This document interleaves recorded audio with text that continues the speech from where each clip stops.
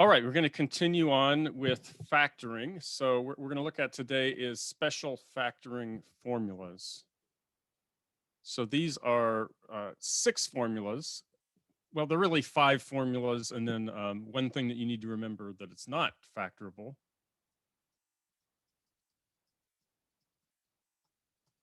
So 2 of these are trinomial formulas, and 4 of them are binomial.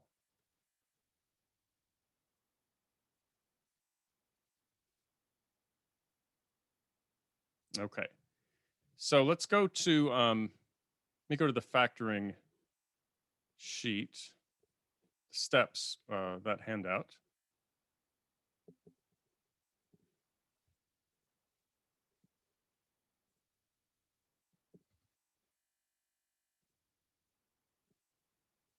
Okay, so we're down here at this stage where it says if there are 3 terms, do the following, and then if there are 2 terms.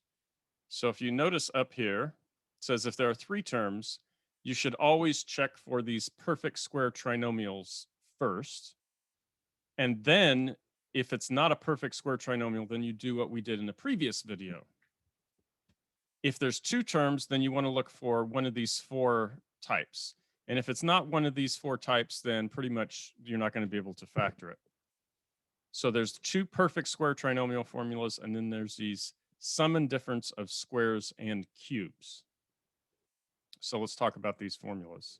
These come from multiplying polynomials out. So they come from special formulas for polynomials. We're just reversing the order. So for instance, when you were learning about polynomials and multiplying them out, you learned that x plus y all squared is not equal to x squared plus y squared. It's equal to x squared plus 2xy plus y squared. So now we're just going to turn this around and go the other direction. Remember, factoring is just multiplying in reverse. So this is going to say that x squared plus 2xy plus y squared is equal to x plus y all squared. And if I change the positive sign here, so if I change the sum to a difference, if I make this minus, then this is going to change this sign. But notice it keeps this the same. So this is always positive. So the other factoring formula then would be x squared minus 2xy plus y squared is equal to x minus y all quantity squared.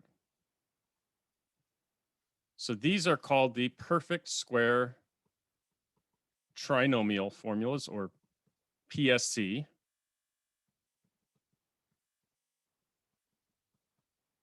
And you really want to get in the habit of recognizing these. Even though if you don't recognize them, you can factor them by using what we did in the last video. So by using the step-by-step AC method or trying to guess and check.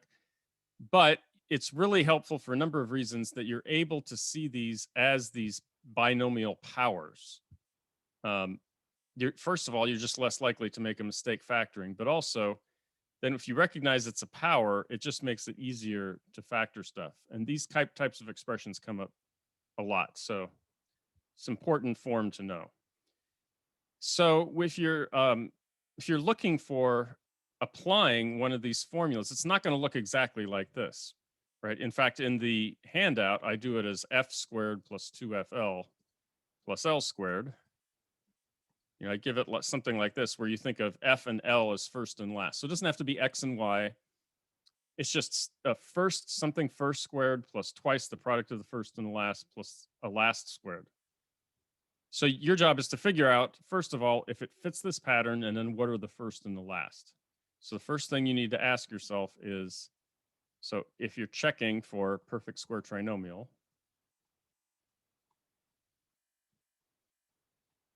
you first want to ask, are the first and the last terms perfect squares?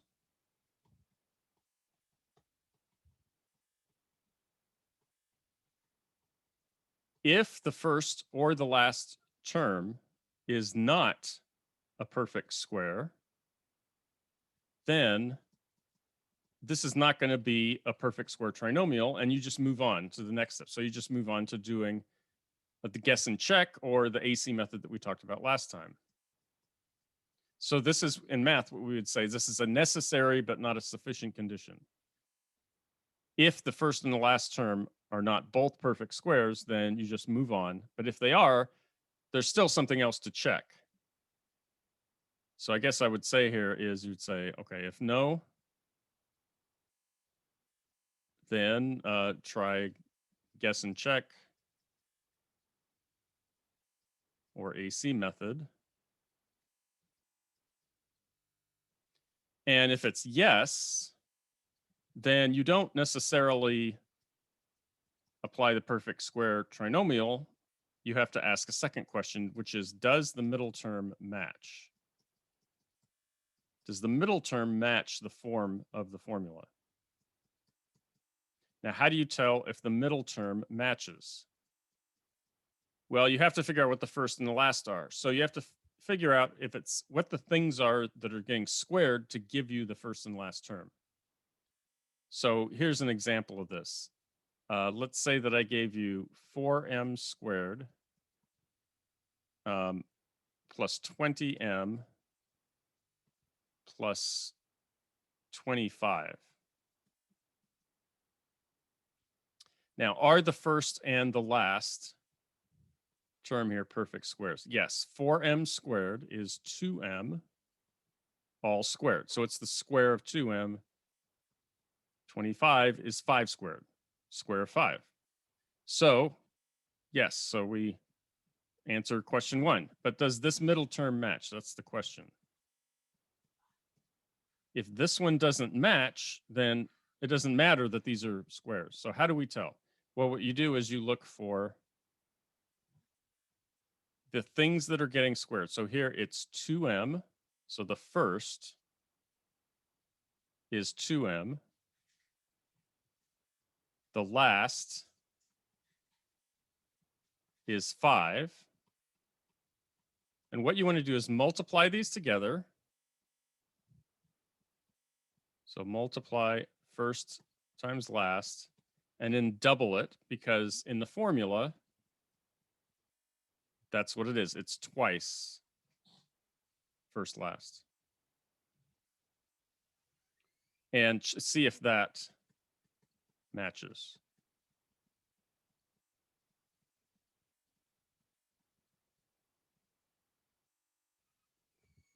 And if it does, then you're okay.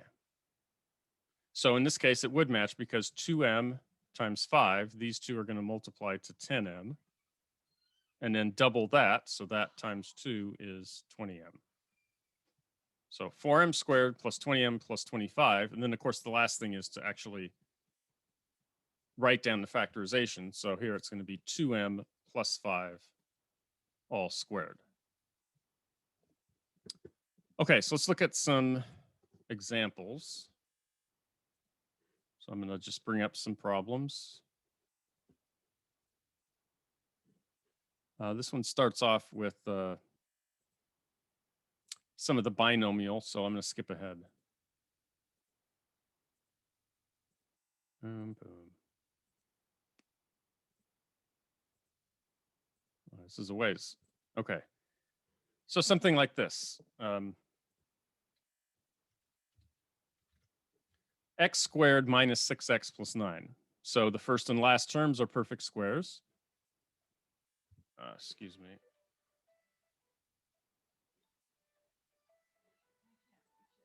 I know.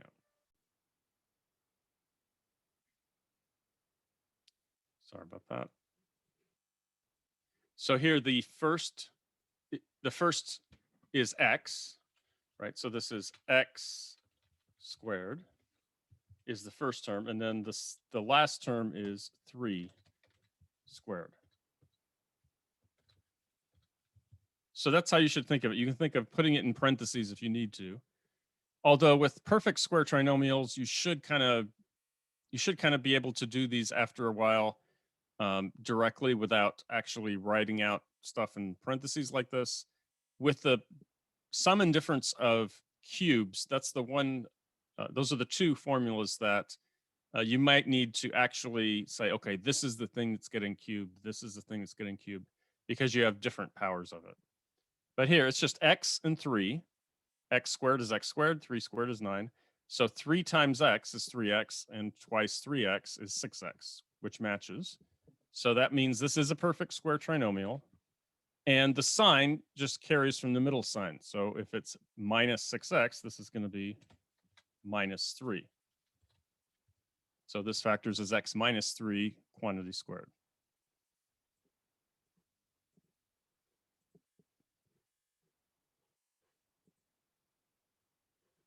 Okay, this one's very similar, just with different numbers. Let me. Okay.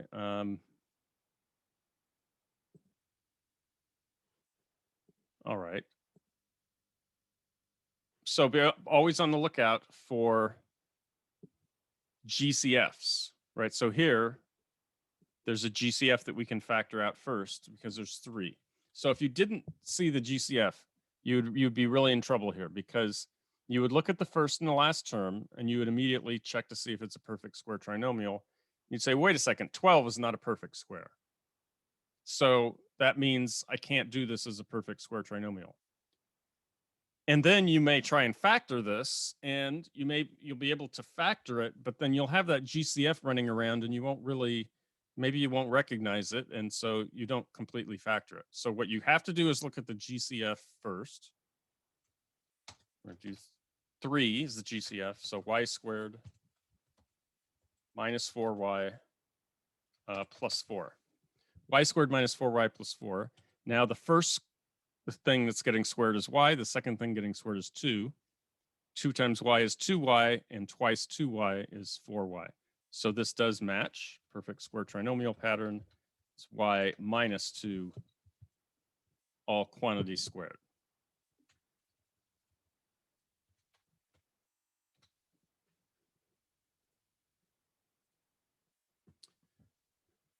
This is a very similar one, but just remember that we like to factor out the negative sign as well. So remember about that. And also, this is something we talked about. So this one here, x squared minus 24xy plus 144y squared. Just pretend that the y's aren't there at first.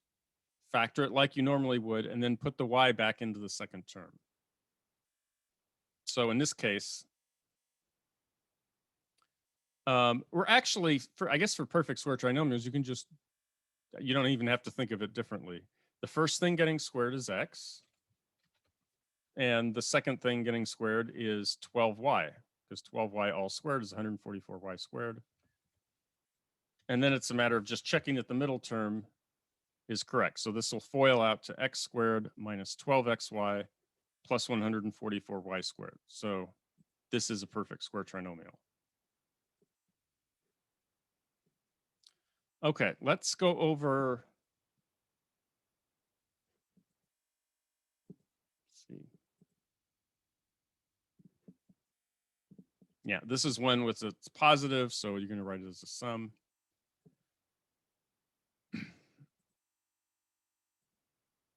Okay, let's look at the other 4. So we're going to talk about sum and difference of squares and cubes.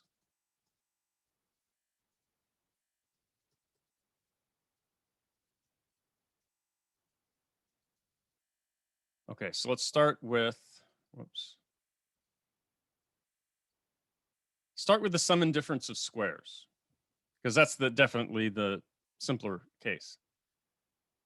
So if you have x squared plus y squared, if you have the sum of two things squared, this is going to not factor. This is going to be prime. This is something that people constantly mess up. This is one of the most common mistakes.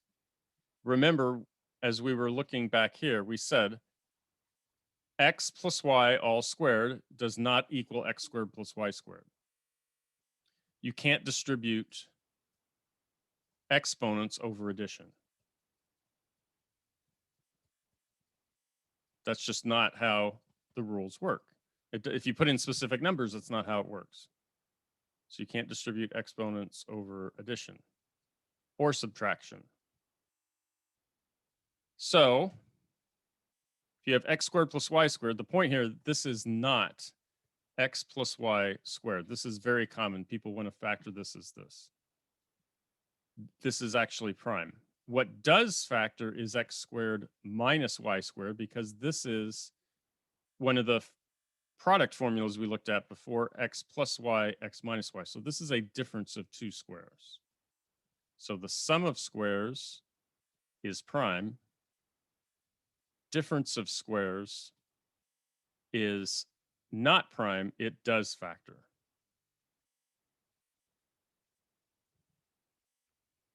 Okay, so these two go together. Now, what about the sum and difference of cubes? Well, sum and difference of cubes both factor, and they're very similar, but they're slightly different. And so it can be very confusing to kind of remember them because they're like 80% the same, and then there's like a little bit of difference between them. So I'm going to do both of them at once here. So here's the sum of cubes, x cubed plus y cubed. And let's look at x cubed minus y cubed. So I'll give you the formula and then I'll go over kind of how to think about it. So it's x cubed plus y cubed is going to be x plus y times x squared minus xy plus y squared. If you don't believe me, multiply this out. So if you don't believe me, do this.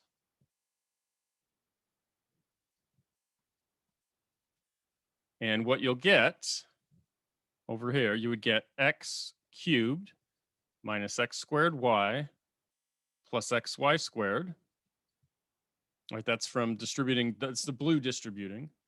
And then from the distributing the y, the green, we get plus x squared y minus xy squared plus y cubed.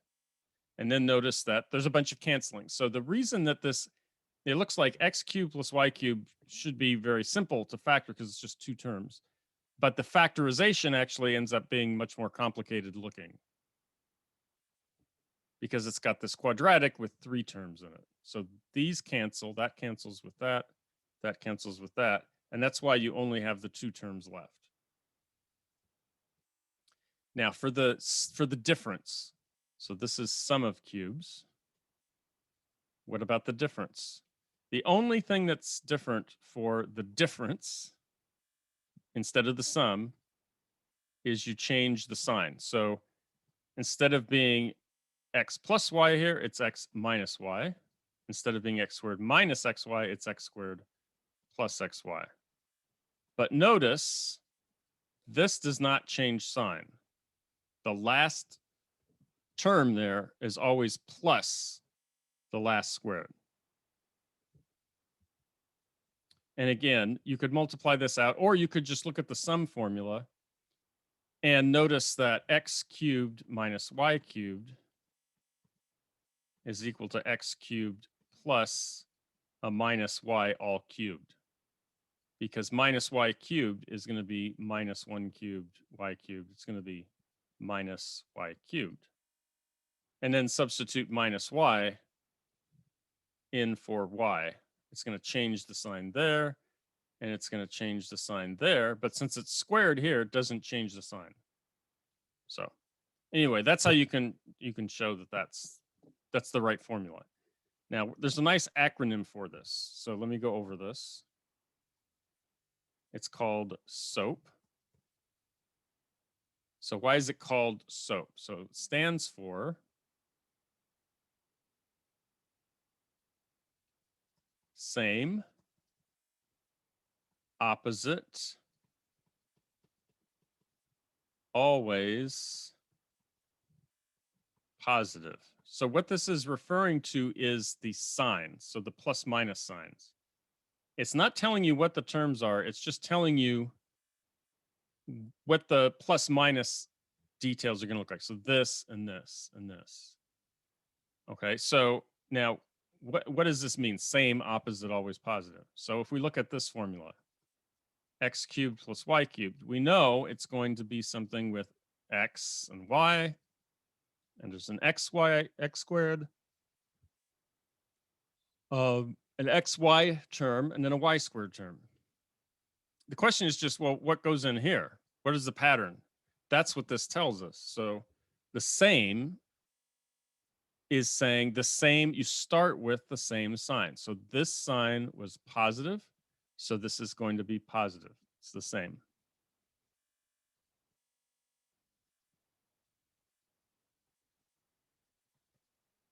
And then opposite is saying change the sign. So since this was positive, it's a sum, I'll make it a minus.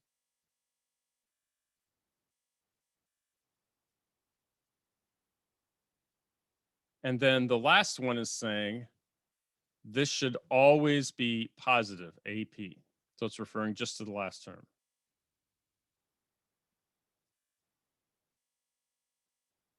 I can't write.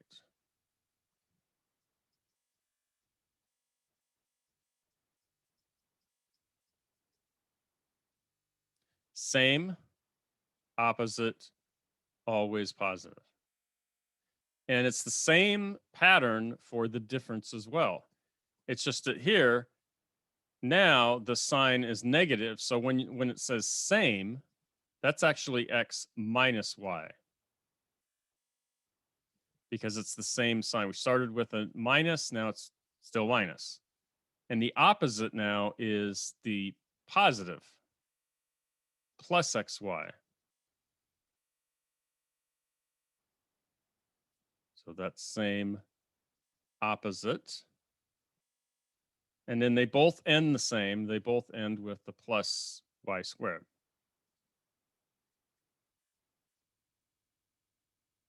So that's the always positive part. There we go. So this is a nice little way you can remember the plus minus signs, but how do you remember the form of these two factors? Well, the way I remember it is this factor is just a linear factor. And all you've really done is, notice, you've taken away the cubes. You've taken away the third powers.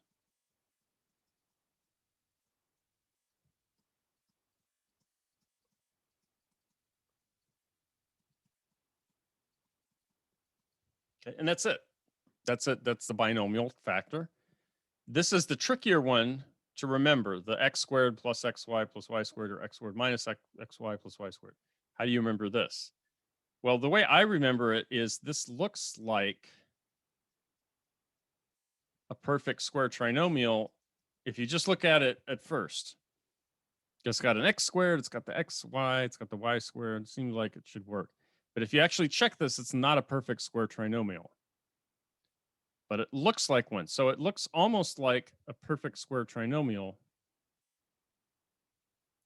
except that middle coefficient is wrong.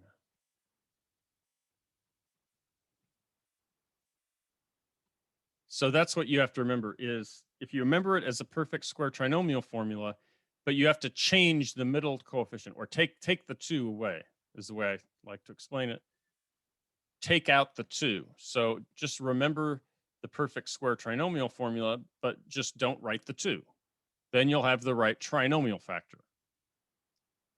Okay, now granted, this is a lot to kind of take in, but and once you remember this pattern of same, opposite, always positive, and you remember about the form that they take, especially that middle term there, you should be on your way to remembering how to use this formula. Let's look at some examples.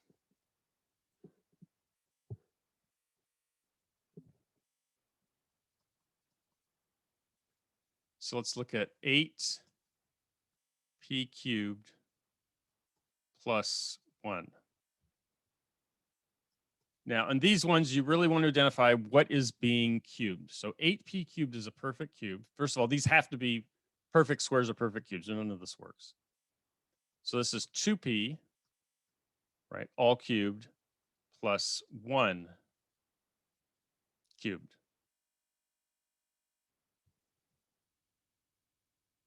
So this fits the form of the sum So this is saying this is the sum of two cubes. So that means we can apply the formula. So now the 2p, this is like our first, our f, and the 1 is like our last. And so this ends up being 2p plus 1. Remember, you take away the cubes. Let's go back here. It's x cubed plus y cubed equals x plus y, which is exactly what we have here, the 2p and the 1. So just add those together. Nothing fancy, just take away the cube from the 2p. And then that's getting multiplied by the first squared. And now here it's going to be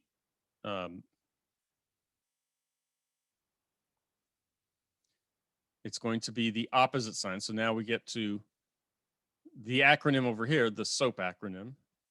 Same, opposite, always positive. Because 2p squared is 4p squared, and 1 squared. Of course, everyone knows 1 squared is 1. Now,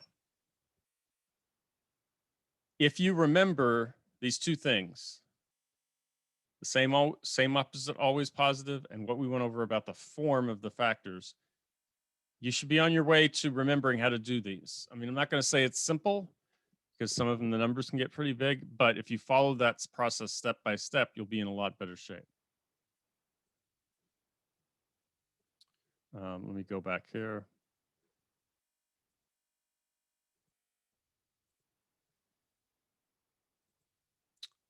All right.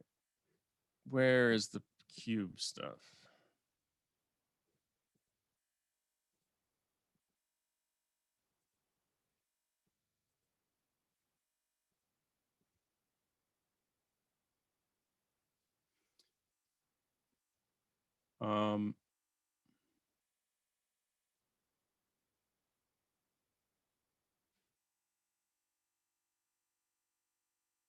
Yeah, let's look at this one. So this is a sum of cubes. So it's not quite obvious, at least, you know, it's I'm kind of tired in the afternoon, but I don't immediately see what this would be. I can't just write it down without stopping and actually thinking through what's the first, what's the last, and then mentally kind of calculating. So let's write this down. 27x cubed is a perfect cube. So this is, now what cubes to 27x cubed? Well, 3x. So this is really 3x cubed. Add 125 is a perfect cube. It's 5 cubed. So you should know your squares up to at least 10, but preferably like 15 or 16 would be better. For cubes, you should know your cubes up to, I don't know, maybe 7 or 8. Maybe you don't need to know 9 cubes. You can try and memorize all the cubes up to 10 is fine. But I'm not going to require that. But here, 125 is one of the first few cubes. It's 5 cubed. 5 squared is 25 times 5 is 125. So this is 5 cubed. So now I've got what the first and the last are. Okay. Now I'm going to write this out as the factorization. 3x plus 5. Remember, just take away the cubes. Okay. Once you've written it this way, that step, the binomial should be the simplest. Now we have the trinomial, which looks like a perfect square trinomial. So 3x all squared would be 9x squared. I need plus because it's same. Sorry, I need minus. It's same opposite. So the same was the plus between 3x and 5. Now I'm at the opposite sign. Same opposite. 9x squared. And it's the product of the two, which is 3x times 5 is 15x. And then always positive. So plus 5 squared, which is 25. So it should be 3x plus 5 all times 9x squared minus 15x plus 25. Now, that's kind of a lot to take in. So let me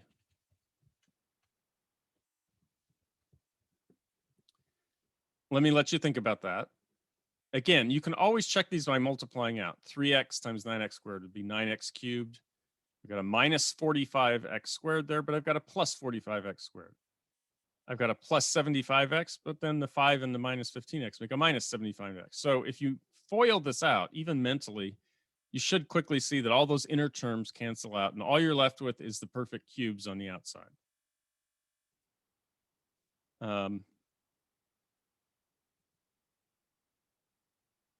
What did I do here? Okay. 3x. Oh, I forgot the y. Okay. I got so wrapped up in the numbers and everything, I didn't think that this was, there's a y cubed there. Okay. Sorry about that. So 5y, obviously the thing that cubes to 125y cubed is 5y, not 5. And so I need a y here. And then 5y quantity squared, this is going to also pick up a y squared. I can type. Okay, so 3x plus 5y, 9x squared minus 15xy plus 25y squared. It's the same coefficients, the same plus minus signs. I just left out the y from the terms. Okay. Let's see.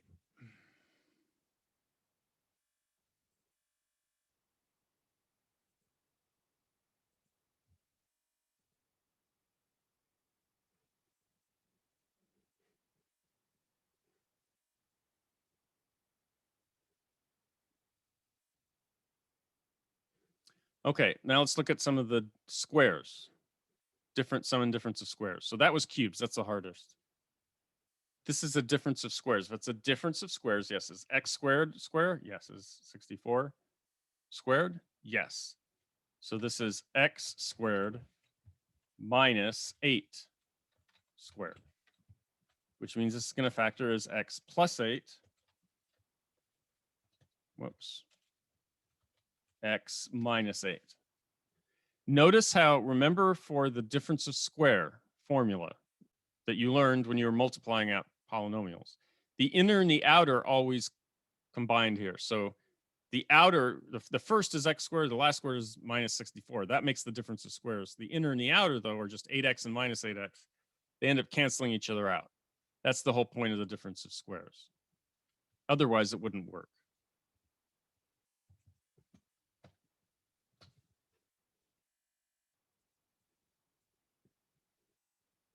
All right, let's maybe look at one. Okay, so let's look at something like this. This is just slightly more involved, but not too much. 81 is the square of 9. So we've got 9 plus. Now what squares to 49x squared? Well, square root of 49 is 7. So 9 plus 7x. And it's exactly the same binomial term, just with plus instead of minus. So your difference of squares formula should always have the same terms, just in one of the factors it's a sum, the other one it's a difference. Notice I don't have to put this in descending order necessarily. That was a guideline or a suggestion, but it's not absolute. This is actually a slightly better way to write this than to have it, instead of factoring out the minus and then blah, blah, blah, it's probably better just to leave it like this.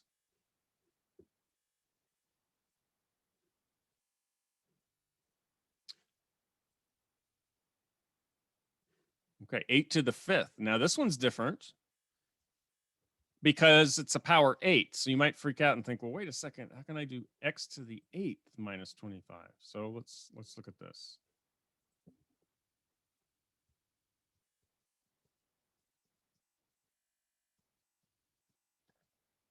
So again, just ask yourself, are the first and are the two terms that I'm looking at in this binomial, are they both perfect squares or cubes, whichever? And then if they are perfect squares or cubes, then which formula do I apply? So yes, this one is a difference of squares. X to the 8th. What squares to X to the 8th? I'll give you a second if you want to pause the video, because this isn't just X squared, it's X to the 8th.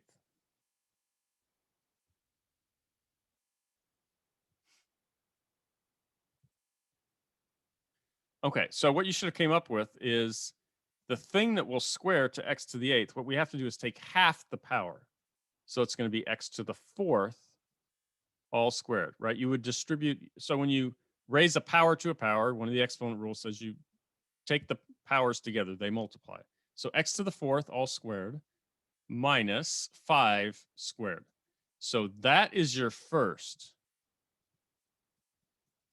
Your first term is not just X, it's X to the 4th. And your last term is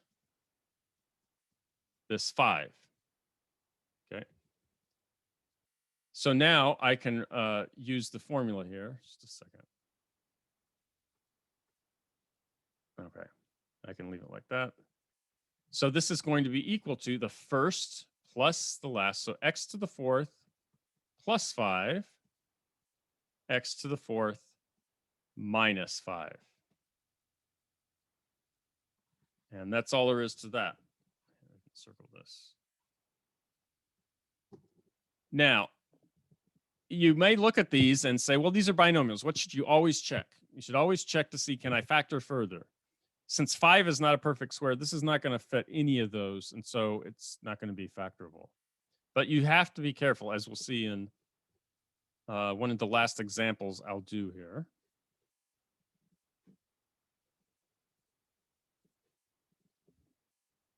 Okay, so this one was X to the 4th plus 5, X to the 4th minus 5. Let's look at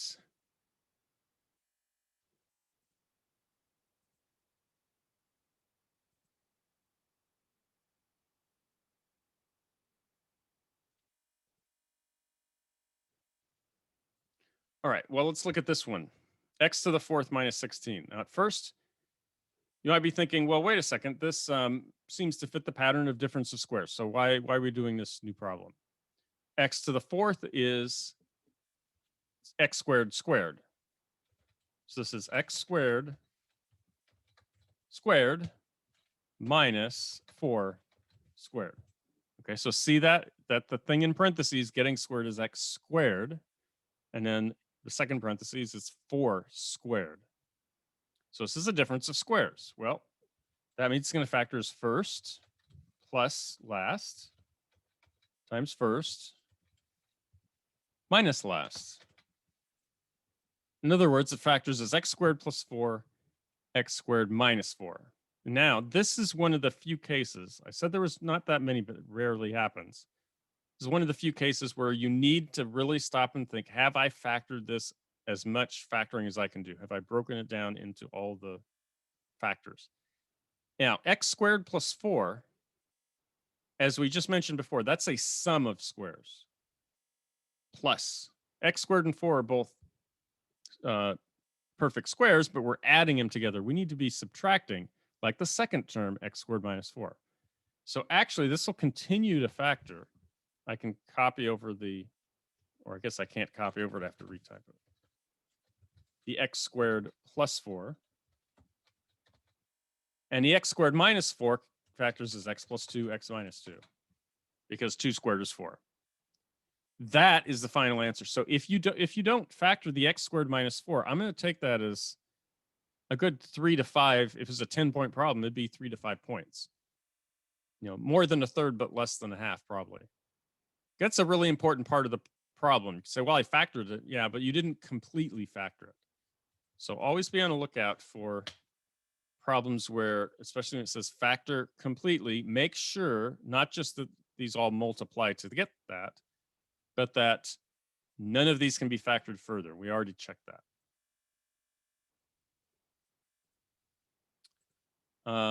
Yeah, so what I was talking about with the sum of squares is like this: X squared plus 49. That is a sum of squares.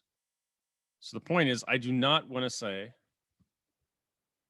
so I'll put here, don't do this. So don't write it as x plus 7 all squared.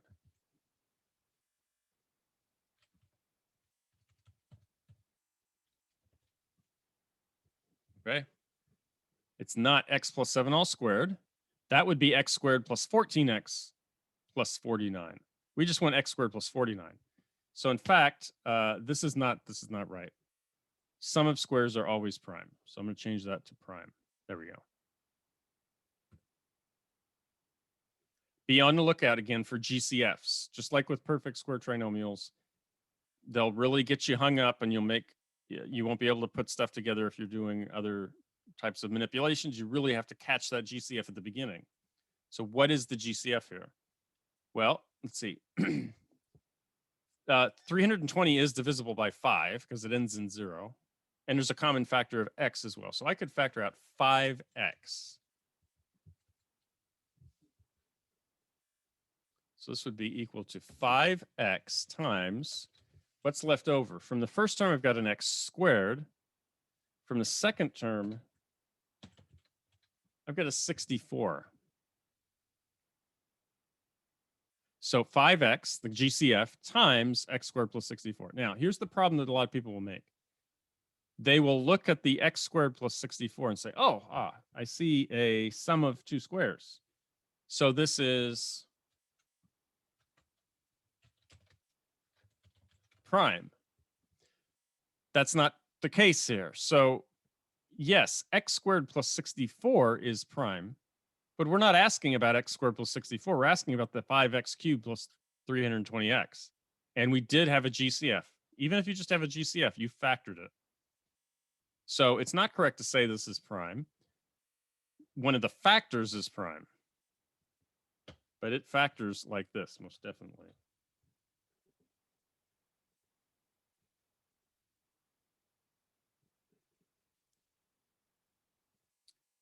Okay, so there's similar types of things here. So this pretty much covers the special formulas. See if there's any last things I want to say. I don't really think so. We covered those 4. We covered perfect square trinomials. So these are the 6 special formulas. What we're going to do in the last videos, we're going to put everything together. So you've seen everything that you need to learn this semester about factoring. The tricky part now is if I just hand you a random polynomial, what are you going to do with it? Because when you know that you're getting a homework problem on perfect square trinomial, it says factor the perfect square trinomial. Then you know, oh, it's a perfect square trinomial. Or if it says factor the difference of squares, you know it's a difference of squares. Factor out the GCF, you know, oh, I shouldn't forget the GCF. But that's not how life works in the real world. In the real world, you just have to factor something. So I'm going to go through some problems where there's no instructions. You don't know what section it's from. You don't know what the topic, what technique is. And you just have to look at it and go through the steps and figure out what's the appropriate formula or technique to use to factor it. And you really need to practice these that way. You need to go into these practice quizzes. I'll show you the practice quizzes. And just work through random problems. So don't work through old problems where, okay, here's a bunch of perfect square trinomials. So let me go over the perfect square trinomial ones. Okay, I get that. Let me do the difference of squares ones. I get that. That's fine, but that's not going to solidify your knowledge. You need to mix them all up, like playing, like you just have like index cards you shuffle together. And then just pull one at random. And then if you can do it in that circumstance, then you really know that you understand the factoring steps. So that's what I'm going to do. Just for a few minutes, I'll pick up a few random ones of these and we'll go through and think through the thought process about factoring them.